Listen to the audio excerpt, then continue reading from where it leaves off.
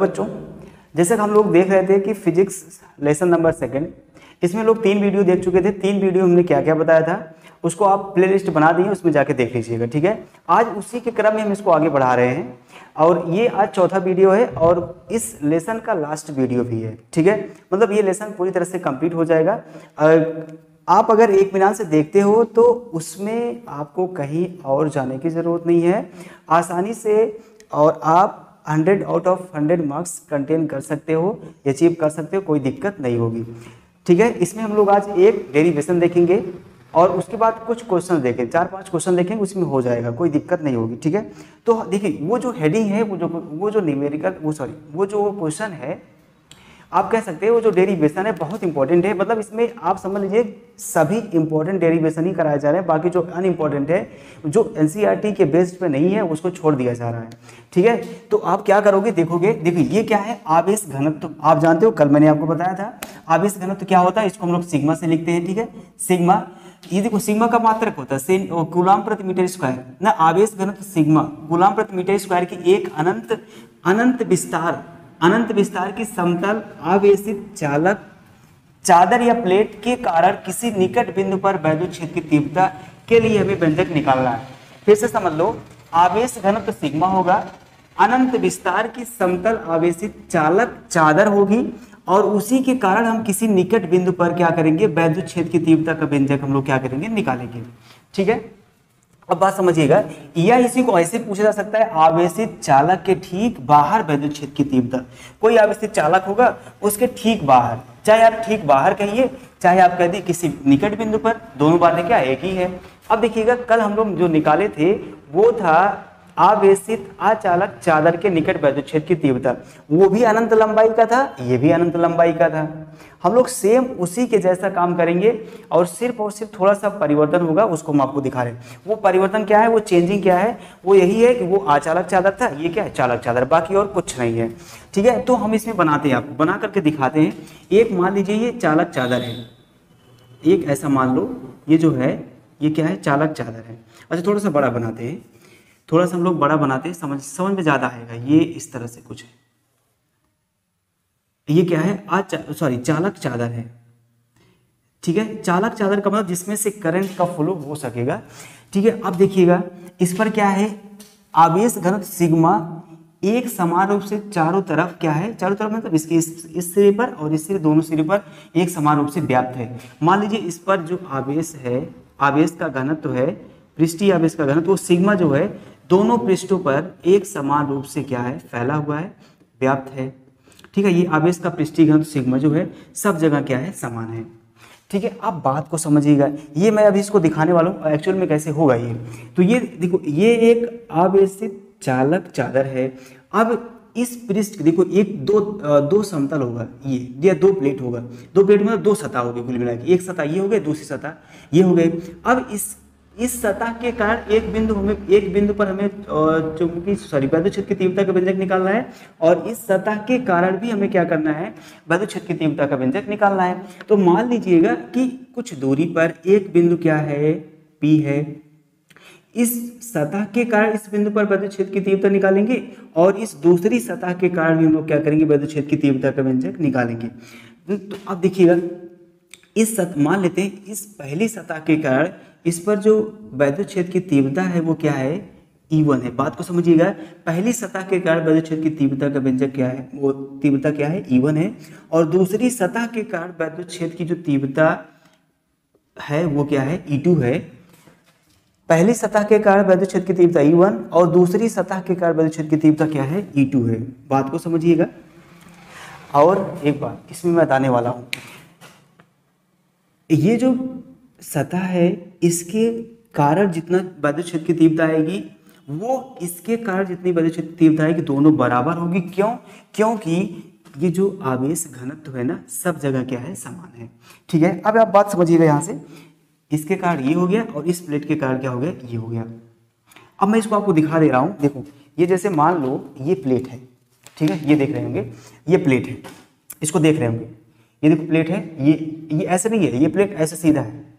ठीक है, सीधा देखो, अगर इसको रख देंगे तो 2 सतह आएगी कि नहीं आएगी, ये देखो 2 सतह, ऐसी 2 सतह आएगी कि नहीं आएगी, ये कुछ इस तरह से पकड़ लीजिएगा इसको, ये ऐसी दो सतह इसकी आएगी, ठीक है। ये एकदम सेम है, देखो एक सतह है, एक देखिएगा ये कुछ इस तरह से ये, ठीक है। देखो ये दो आपको दो सतह मिलेगी, एक सतह ये वाली मिलेगी और एक सतह क्या मिलेगी, ये वाली मिलेगी।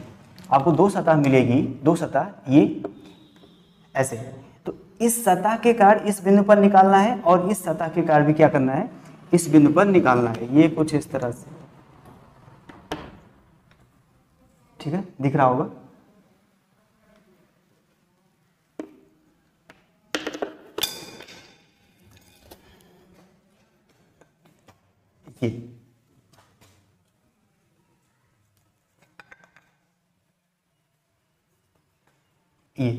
ये दोनों आपको सतह आपको क्या होगा, दिख रहा होगा। ऐसा करेंगे ज़्यादा दिखाई देगा।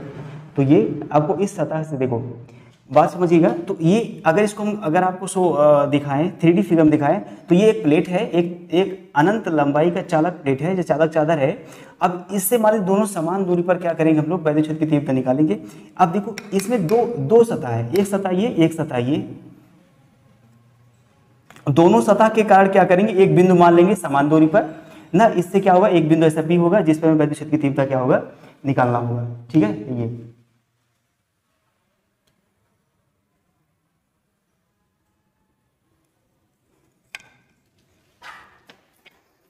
ठीक है। तो हम लोग क्या करेंगे, देखिए अब बारी आ गई। देखो मैंने सब कुछ बना दिया, फिगर बना दिया है। एक समतल आवेशित चालक चादर है जिसमें दो सतह होगी, एक सतह ये, एक सतह ये। पहली सतह के कारण वैद्युत क्षेत्र की तीव्रता E1, दूसरी सतह के कारण वैद्युत क्षेत्र की तीव्रता E2 है। अब लिखोगे कैसे इसको, मान लीजिएगा, ठीक है। लिखने के लिए मैं लिखाऊंगा नहीं, बोल दे, इसे समझा दे रहा हूँ, आप धीरे धीरे लिख लीजिएगा। माना एक समतल आवेशित अनंत विस्तार की चालक चादर है जो निर्वात अथवा वायु में रखी गई है, ठीक। उसके बाद इस पर दोनों सतह पर एक समान रूप से आवेश का पृष्ठ घनत्व सिग्मा व्याप्त है। पहली सतह के कारण बिंदु P पर वैद्युत क्षेत्र की तीव्रता E1 और दूसरी सतह के कारण वैद्युत क्षेत्र की तीव्रता E2 है। बी नो दैट, यहां से लिखोगे, हम लोग जानते हैं, बी नो दैट, हम लोग क्या जानते हैं कि अनंत विस्तार की समतल आवेशित अचालक चादर के निकट जो किसी बिंदु के निकट जो वैद्युत क्षेत्र की तीव्रता होती है E, ये बराबर होता है सिग्मा अपान में 2 एप्सिलॉन नॉट। ये हम लोग कल सिद्ध किए थे। इसी के आधार पर हम लोग क्या करेंगे, इसको सिद्ध करेंगे। तो आइए, तो हम लोग लिखेंगे पहली सतह के कारण, पहली सतह के कारण, पहली सतह के कारण बिंदु P पर, बिंदु P पर वैद्युत क्षेत्र की, वैद्युत क्षेत्र की तीव्रता, वैद्युत क्षेत्र की तीव्रता क्या है, E1 है कि नहीं है, E1 बराबर क्या होगा, देखो सिग्मा अपान में 2 एप्सिलॉन नॉट। अब इसी प्रकार दूसरी सतह के कारण, दूसरी सतह के कारण बिंदु P पर वैद्युत क्षेत्र की तीव्रता, वैद्युत क्षेत्र की तीव्रता E2 बराबर क्या होगा, क्या होगा बताइए, सिग्मा अपान में 2 एप्सिलॉन नॉट। अब आप यहाँ से क्वेश्चन करोगे, क्या क्वेश्चन करोगे सर कि प्लेट 1 के कारण भी उतनी वैद्युत क्षेत्र की तीव्रता, प्लेट 2 के कारण भी उतनी वैद्युत क्षेत्र की तीव्रता। इसके जस्ट पहले मैंने आपको बताया था क्या कि इसमें जो है पृष्ठ ये ना समान रूप से एक समान, जितना इधर है उतना इधर भी है, मतलब जो आवेश का पृष्ठ घनत्व तो वो दोनों तरफ क्या है, समान है। इसलिए वैद्युत क्षेत्र की जो तीव्रता होगी वो भी क्या होगी, समान होगी। तो अतः बिंदु P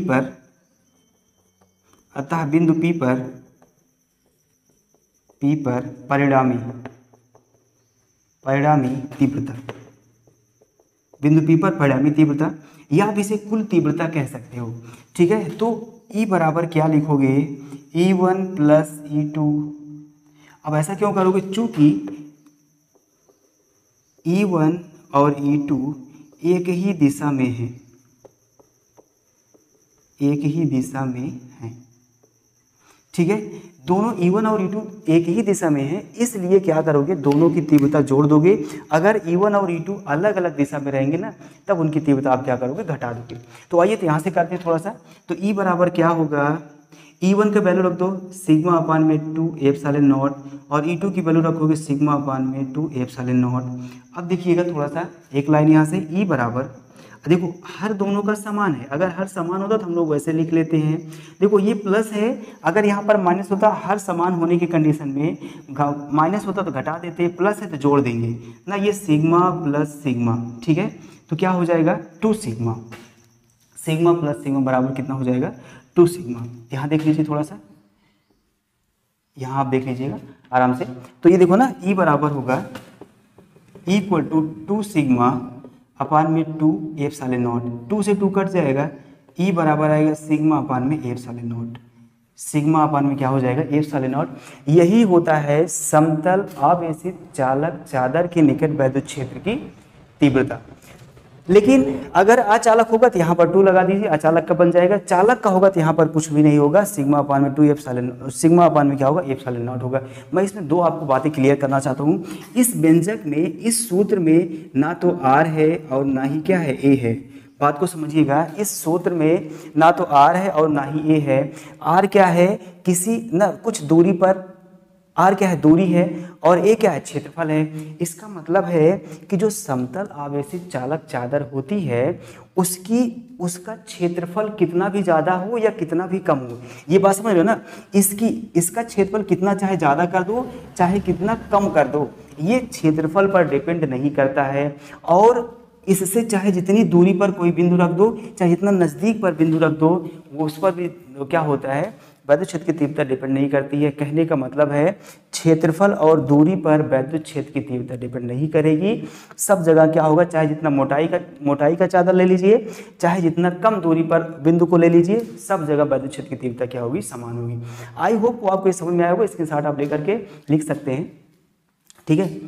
तो ये था आवेशित चालक के ठीक बाहर वैद्युत क्षेत्र की तीव्रता, ठीक है, इतनी होती है। E equal to sigma upon में एप्सिलॉन नॉट। ये यहाँ पर नोट में लिखोगे, नोट में क्या लिखोगे कि नोट में आप ये लिखोगे कि समतल आवेशित चालक चादर की जो वैद्युत क्षेत्र की तीव्रता होती है दूरी और क्षेत्रफल पर डिपेंड नहीं करती है, ठीक है। अब देखिएगा इतना हम लोग कर लिए हैं। अब इसमें हम लोग क्या करेंगे, ये फिनिश हो गया यहाँ पे, और उसके बाद हम लोग इस पर क्वेश्चन करेंगे और क्वेश्चन समाप्त करके आगे चलेंगे, ठीक है। अब बारी आती है क्वेश्चन की, ठीक है। क्वेश्चन की बारी आती है तो हम लोग क्वेश्चन करते हैं। देखो क्वेश्चन दिखाएंगे। क्वेश्चन नंबर फर्स्ट, देखो यहाँ पर एकदम इजी क्वेश्चन नहीं लेके चल रहे हैं, एकदम इजी, थोड़ा सा लेवल को अप करके लेके चल रहे हैं। देखिएगा यहाँ से हम लोग सभी जितने भी फॉर्मूले बताएंगे सब मुझे फॉर्मूले पता है। पहला फॉर्मूला इसमें क्या है, आपका फॉर्मूला पहले क्या है, आप वैद्युत फ्लक्स फाई ई बराबर लिखे हैं vector E dot vector A, या इसी को फाई ई बराबर होता है ई ए, ठीक है, ये होता है। तो हम इस पर क्या करेंगे, इस पर हम क्वेश्चन नहीं देख रहे हैं। यह फाई ई बराबर क्या होता है, वेक्टर ई या वेक्टर न लगा करके ई ए कॉस थीटा होता है, ठीक है, ये होता है। तो यहाँ से हम लोग क्या कर कोण निकाल सकते हैं। और दूसरा फॉर्मूला देखे थे गॉस की प्रमेय, गॉस की प्रमेय देखे थे फाई ई बराबर क्या था, क्यू अपान में एप्सिलॉन नॉट। इस पर क्वेश्चन देखते हैं, ये बहुत इंपॉर्टेंट है, इस पर क्वेश्चन, इसी पर क्वेश्चन आता ही है, ठीक है ना। इस पर क्वेश्चन देखते हैं नेक्स्ट।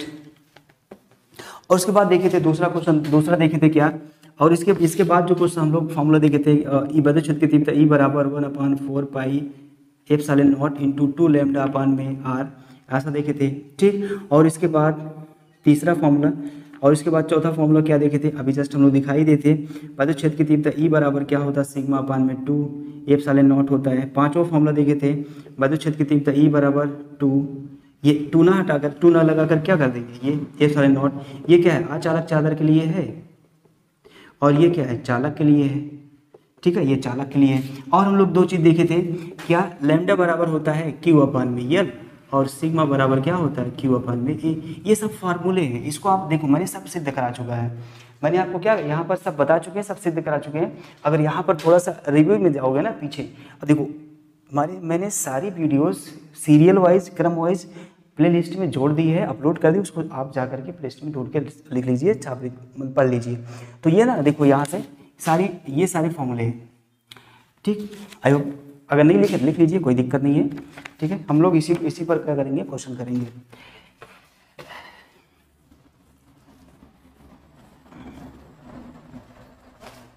अब देखो, आइए देखो, मैं क्वेश्चन पढ़ रहा हूँ, क्वेश्चन आपको बोर्ड में यहाँ पर दिखाई देगा, ठीक है। इस बोर्ड पे क्वेश्चन आपको दिखाई देगा रेड कलर से, और मैं यहाँ पे पढ़ रहा हूँ। देखो कह रहा है यदि 17.7 कह रहा है यदि 17.7 पिको कूलाम आवेश 10 सेंटीमीटर भुजा वाले घन के केंद्र पर रखा हो तो वैद्युत फ्लक्स ज्ञात कीजिए। तो क्या करिए, वैद्युत फ्लक्स ज्ञात कीजिए। कह रहा है कि कितना आवेश है, 17.7 पिको कूलाम। आवेश को लिखते हैं क्यू से, क्यू बराबर कितना होगा, आवेश को किससे लिखते हैं, क्यू से। आवेश को लिखते हैं क्यू से, और क्यू बराबर कितना है, 17.7 पिको कूलाम है, पिको कूलाम। अब देखो ये पिको कूलाम आवेश का बहुत छोटा मात्रक है, इसको हम कन्वर्ट करते हैं ओनली कूलाम में। तो Q बराबर 17.7, एक पिको कूलाम बराबर होता है 10⁻⁻12 कूलाम, ठीक है। जैसे ये एक पिको कूलाम है, अब यही अभी बता देंगे ना। जैसे एक पिको कूलाम है, अगर एक नैनो कूलाम पूछेगा 10⁻⁹, 10⁻⁹। एक माइक्रो कूलाम पूछेगा, एक माइक्रो कूलाम पूछेगा 10⁻⁶ कूलाम, ठीक है। और एक माइक्रो कूलाम हो गया, एक ये सब हो गया ना, एक मिली कूलाम तो 10⁻³ कूलाम, ठीक है, ये होता है। अब उसके बाद देखिएगा ये पिको कूलाम, ये आवेश हो गया। उसके बाद कह रहा है कि 10 मीटर भुजा वाले, 10 मीटर में से दूरी है 10 मीटर, ये कर दोगे, सॉरी 10 मीटर भुजा वाले घन के केंद्र पर रखा गया है तो वैद्युत फ्लक्स ज्ञात कीजिए। क्यू दिया है और आर दिया है, और कह रहा है कि ये जो आवेश है एक घन के फ्लक्स पर, एक घन पे रखा गया है। घन आप ऐसे होता है, जान देखे होंगे, ये इस तरह से,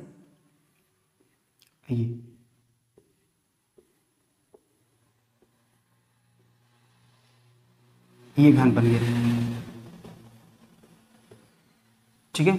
और ये जो आवेश है वो कहाँ रखा गया है, घन के केंद्र में ना, घन के केंद्र पर रखा गया। केंद्र मतलब जानो ये बीचों बीच, घन के केंद्र में ये आवेश क्या है, स्थित है। और इसका मान कितना है, 17.7 × 10⁻⁻12 कूलाम है, इस आवेश का मान है। अब इतना आवेश रखा गया है तो क्या करोगे, अब इस घन से, इस फ्लक्स से पूरा आवेश, पूरा वैद्युत फ्लक्स कितना गुजरेगा वो हमें क्या करना है, निकालना है। तो हम लोग जानते हैं कि गॉस की प्रमेय से, गॉस की प्रमेय से क्या होता है, φE बराबर Q/ε0 होता है, होता कि नहीं होता है, Q/ε0 होता है। अब देखिएगा, चूंकि यहाँ लिखोगे, चूंकि आकृति घन है, चूंकि आकृति घन है और इसमें 6 फलक होते हैं, 6 फलक होते हैं,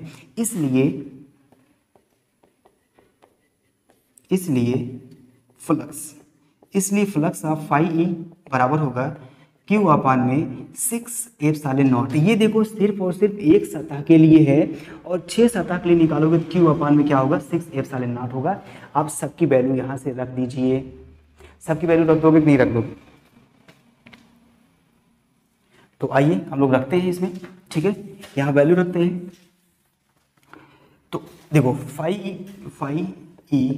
बराबर, ठीक है, φE बराबर क्या होगा, Q का मान दिया है 17.7 × 10⁻⁻12, और ε0 का मान बताओ कितना होता है, ε0 का मान 8.85 × 10⁻⁻12 न्यूटन मीटर स्क्वायर प्रति कूलम स्क्वायर, ये होता है।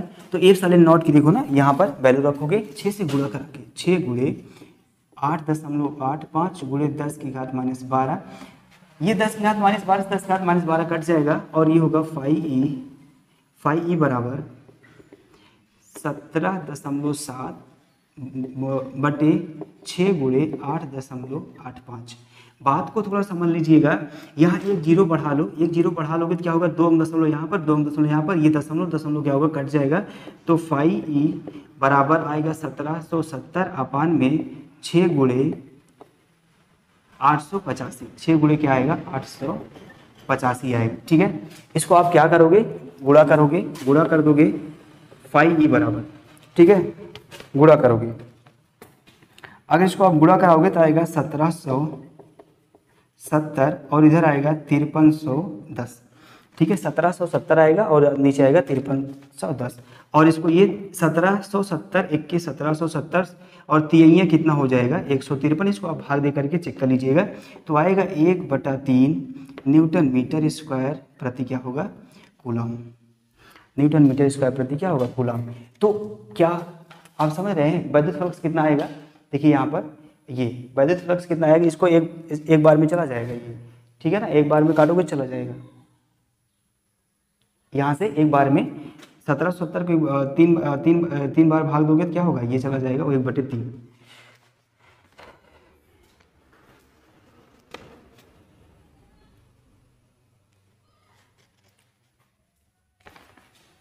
ठीक है, आई होप आपको ये क्वेश्चन समझ में आया होगा। क्वेश्चन एक बार फिर से देख लीजिएगा। एक कह रहा था आवेश इतना दिया था, पिको कूलम दिया था, इसको आप क्या बनाओगे, पिको कूलम को आप बना लीजिए सिर्फ कूलम में 10⁻12 हो जाएगा।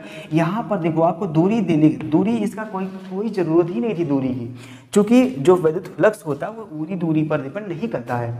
तो यहाँ पर वैद्युत फ्लक्स निकालना है। ये वैद्युत फ्लक्स देखो, ये वैद्युत फ्लक्स गॉस की प्रमेय से निकला फाई बराबर Q/ε0। चूंकि आकृति घन है, ठीक है, घन है, इसमें 6 फलक होते हैं, ये एक फलक लिखा गया है, 6 फलक में लिखोगे Q/6ε0 हो जाएगा। देखो ये Q का मान है, ये 6ε0 का मान हो गया है। गुणा कराओगे 1770 होगा, ये ना दशमलव यहाँ से, और उसके बाद इसको गुणा करोगे 5310 हो जाएगा, काट दोगे 1/3 आ जाएगा। आई होप आपको ये क्वेश्चन समझ में आया होगा। देखो क्वेश्चन यहाँ पे दिख रहा है, ठीक।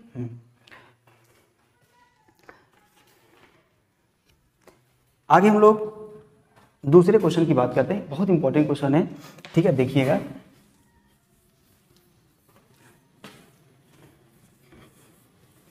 इसी टाइप के क्वेश्चन आते हैं ना, बहुत तो इजी क्वेश्चन नहीं आता है, इसी टाइप के क्वेश्चन आते हैं जो आपके दिमाग को क्या करते हैं, चकरा देते हैं। आगे कह रहा है कि क्वेश्चन आप देखिएगा, यहाँ आपको दिख रहा है,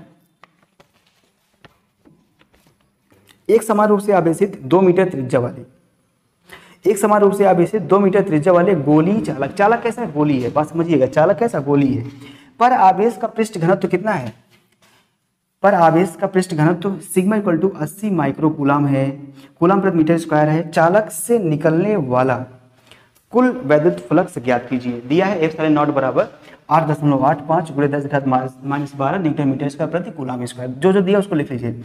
एक समान रूप से आवेशित 2 मीटर त्रिज्या वाले, तो r बराबर कितना है, 2 मीटर, 2 मीटर है त्रिज्या वाले गोली चालक पर आवेश का पृष्ठ घनत्व सिग्मा बराबर है 80 न्यूटन माइक्रोकूलम, माइक्रोकूलम है, ठीक है, माइक्रोकूलम प्रति मीटर स्क्वायर, प्रति मीटर स्क्वायर। इसको आप क्या करिए, चेंज कर लीजिए, 80 गुणे ना माइक्रोकूलम मैंने अभी बताया था, ये होगा 10⁻⁻6 कूलम प्रति मीटर स्क्वायर। मात्रक सेम आ गया, कोई दिक्कत नहीं है। अब कह रहा है कि इस चालक से निकलने वाला कुल वैद्युत फ्लक्स ज्ञात कीजिए। कुल वैद्युत फ्लक्स निकालोगे, वैद्युत फ्लक्स निकालने का सबसे सरल रास्ता है गॉस की प्रमेय। गॉस की प्रमेय से निकालना क्या है, लिख दे एक बार, निकालना हमें φe निकालना है, ठीक है, φe निकालना है। गॉस की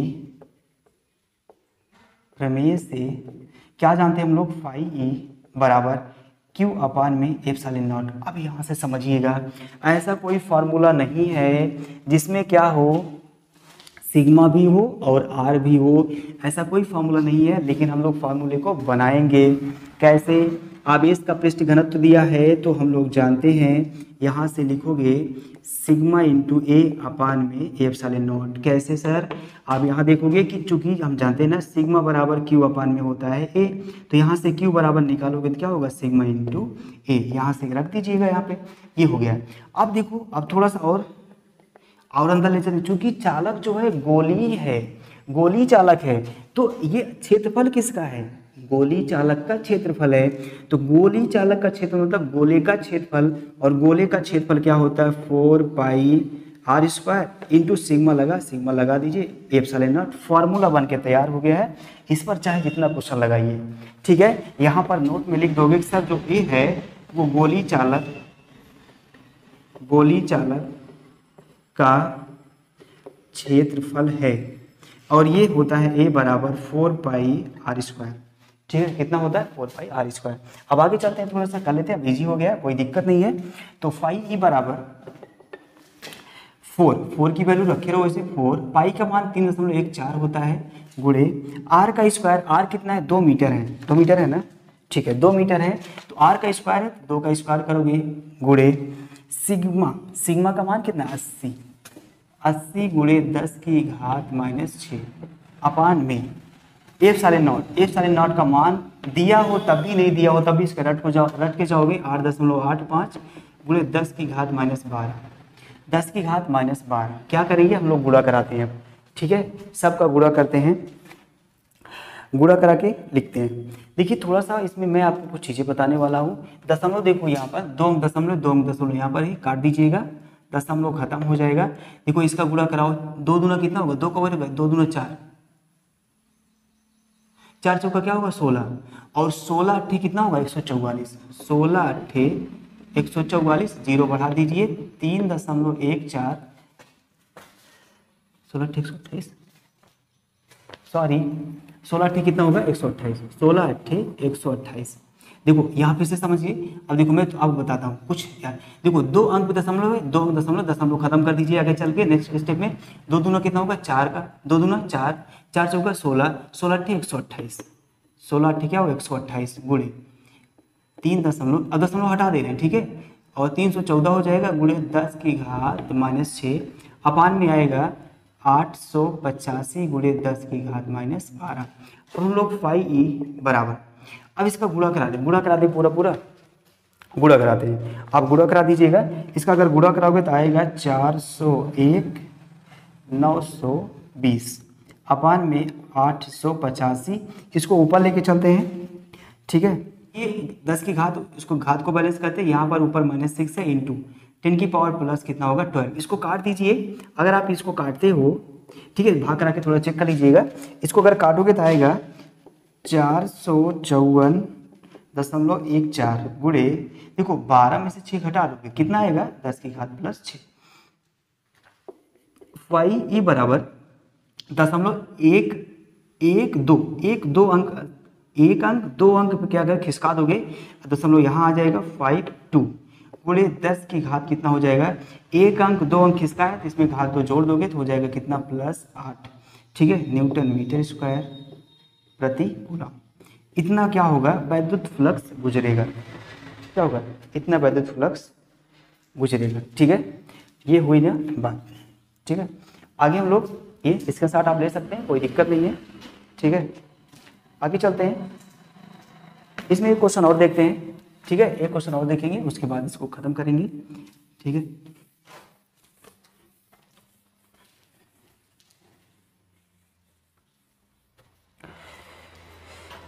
अगला क्वेश्चन बहुत आसान है बहुत सिंपल, क्वेश्चन नंबर 3, ठीक है क्वेश्चन नंबर 3 देखते हैं। क्वेश्चन नंबर 3 कह रहा है कि एक समान वैद्युत क्षेत्र ई में, एक समान वैद्युत क्षेत्र ई बराबर 3 गुणे 10 की घात 3 न्यूटन प्रति कूलम है ना, एक समान वैद्युत क्षेत्र क्या है ई बराबर 3 गुणे 10 की घात 3 न्यूटन प्रति कूलम है, 10 सेंटीमीटर गुणे 10 सेंटीमीटर के पृष्ठ से कितना वैद्युत फ्लक्स होगा जब पृष्ठ के तल के अभिलंबवत x अक्ष से 60 अंश के कोण पर रखा गया हो, ठीक है ना x अक्ष से 60 अंश कोण पर रखा गया हो, ठीक है ना बात समझ रहा है।